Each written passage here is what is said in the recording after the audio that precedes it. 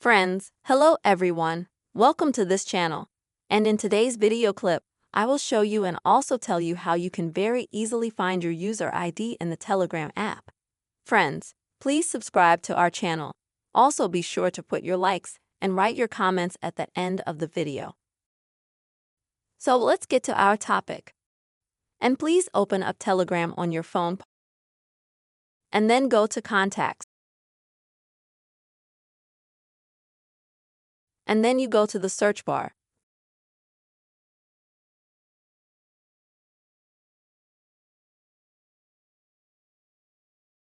Now I will show you one set.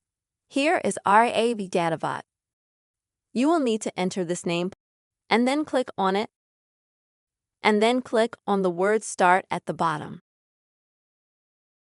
And then this bot will send you your user ID right away.